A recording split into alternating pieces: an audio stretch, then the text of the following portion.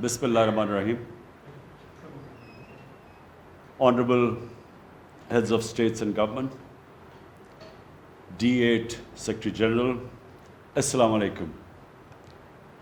Excellencies, I congratulate Prime Minister Sheikh Hasina on assuming stewardship of D-8 and commend President Erdogan for ably steering the organization during the past 4 years.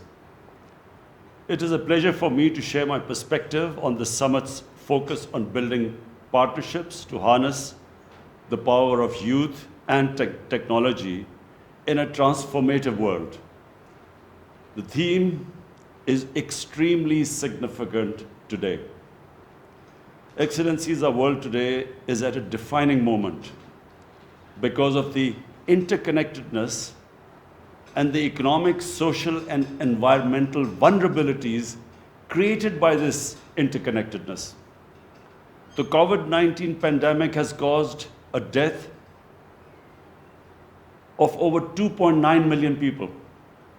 More than 250 million people have become unemployed, have lost their jobs. Trillions of dollars were lost as a result of global economic contraction. The virus has taken a heavy toll on poor countries and poor in all the countries.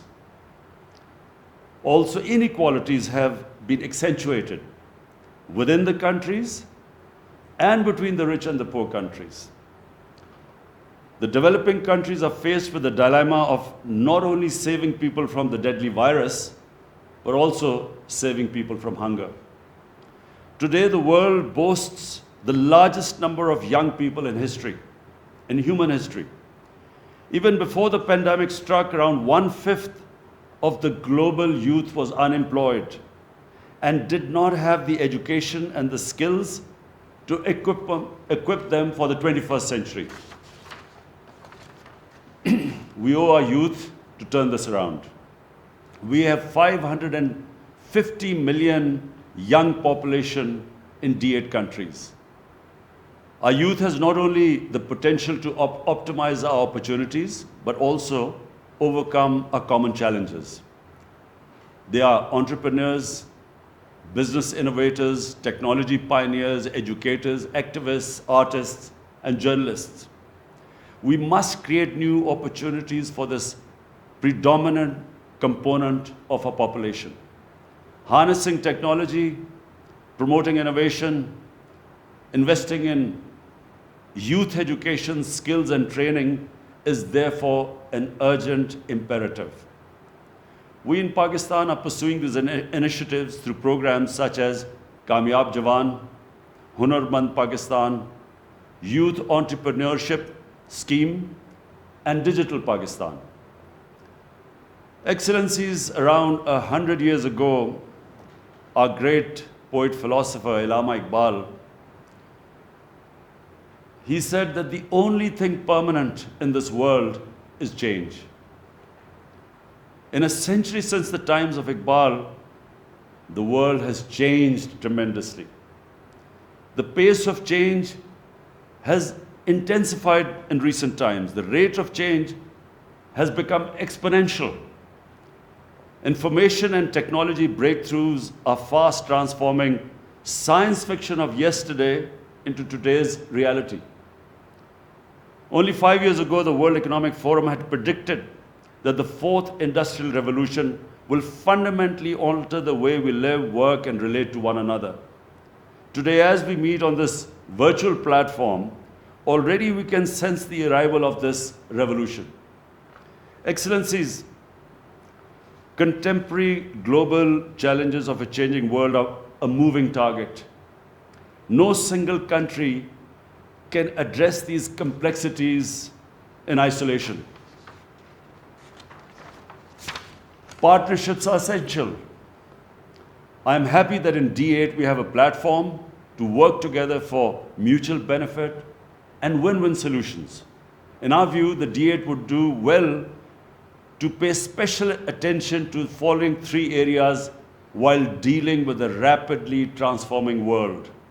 First, As net producers of primary global commodities, the D8 must conceive projects that harness technology for supply-side improvements with a special emphasis on efficiency and productivity. With cost of transportation and communications improving due to innovations, the D8 members must partner to keep pace with the logistics and global supply chains. Secondly, the D8 should brainstorm ideas to insulate its members from disruptions in labor markets due to technology and innovations. As automation substitutes for labor across the world, the labor-intensive economies of D8 face challenges of unemployment and social disruption. Thirdly, the D8 should call for COVID vaccine to be treated as a global public good, ensure equity, affordability, enhanced production, and timely supply to save lives. We must push back against vaccine nationalism and undue export restrictions. The global vaccine manufacturing companies must either speed up production or share their technology and expertise with developing countries for adequate vaccine supply. Excellencies, 23 years ago, a shared vision motivated our countries to establish D8 to improve member states' position in global economy, diversify and create new opportunities in trade relations, enhance participation in decision-making at international level, and improve living standards. Today, D8 is a grouping of over 1 billion people, with a combined GDP of $4 trillion. We possess two essential prerequisites for growth: resources and enterprising people. As part of our endeavors to realize the vision of D8 in these testing times, I propose the following 5-pronged roadmap.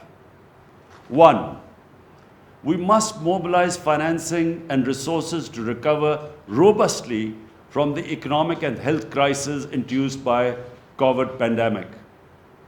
To address the unique economic and financial challenges faced by developing countries as a result of the pandemic, I have already suggested a 5-point plan. This includes debt relief, creation and redistribution of special drawing rights, mobilization of climate finance, and especially for the D8 leadership, eliminating illicit financial flows and return of stolen assets to developing countries. It was in this context that I called for a global initiative on debt relief last April. I invite the D8 members to consider this 5 points and join in advocacy for COVID-related relief measures. 2, we must take concrete actions to achieve the target of expanding intra-D8 trade from currently around $100 billion to $500 billion by 2030.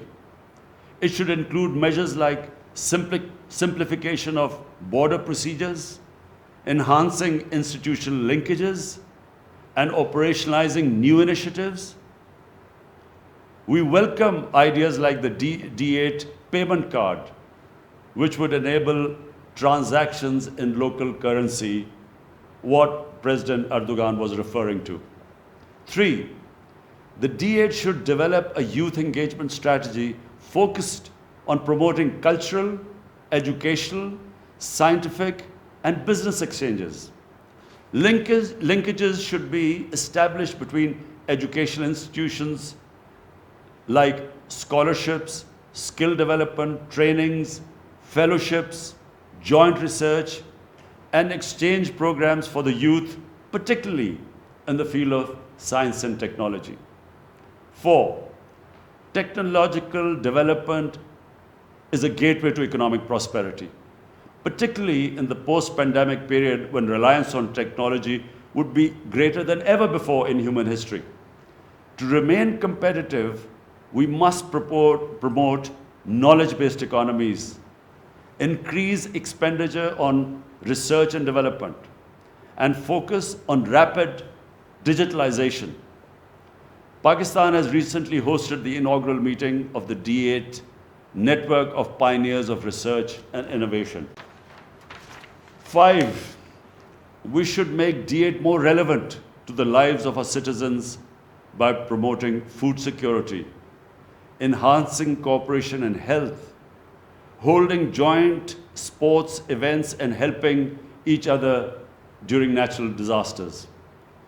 To achieve these goals, we need a high level of commitment and mobilization of financial resources by both developed and developing economies.